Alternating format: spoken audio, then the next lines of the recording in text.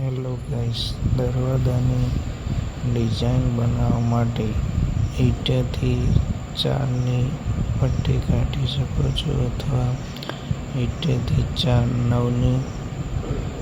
9ની સાઈડની પણ ડિઝાઇન આવી રીતે બનાવી શકો છો.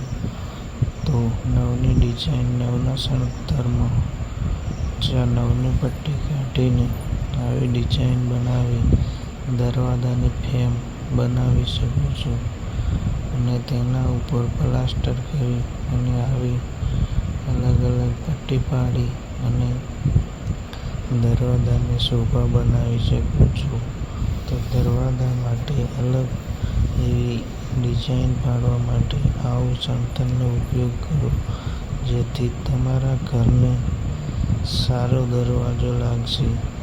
જે પથ્થરની ફ્રેમ બનાવો છો એના કરતાં પણ બેસ્ટ દરવાજો લાગશે. એટલા માટે તમે તમારા ઘરનું બનાવો ત્યારે આ નવી ડિઝાઇન બનાવો તો તમારા મકાનનો શો અલગ જ લાગશે.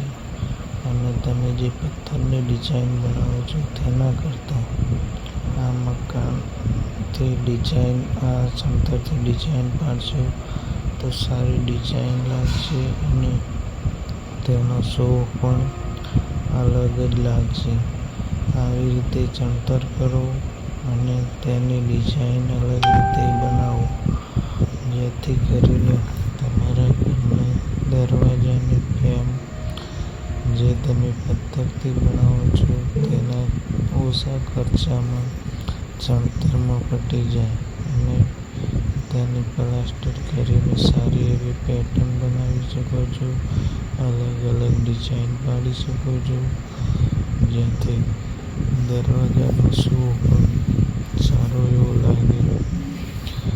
જે પથ્થરની ફ્રેમમાં દરવાજો બનાવો તેનો ખર્ચો વધી જાય અને ચણતરમાં બનાવો તેનો ખર્ચો ઓછો થાય છે. તેથી કરીને દરેકને આવી ચણતરમાં ડિઝાઇન બનાવવા વિનંતી કે જેથી કરીને તમારા મકાનનો શો અલગ જ લાગશે અને મકાન પણ સારું લાગશે. બહારના ઓસરીનો દરવાજો હોય ત્યાં આવી ડિઝાઇન બનાવી, જેથી મકાનનો લુક જ અલગ લાગે અને મકાનની ડિઝાઇન એકદમ બેસ્ટ લાગશે.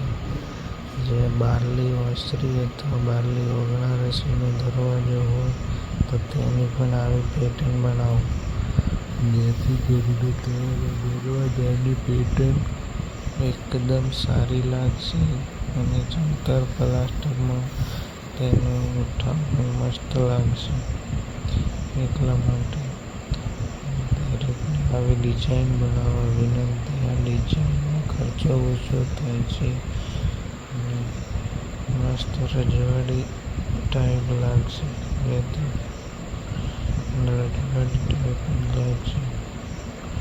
કોઈને એવું નહીં લાગે કે દરવાજો કેવો બનાવ્યો.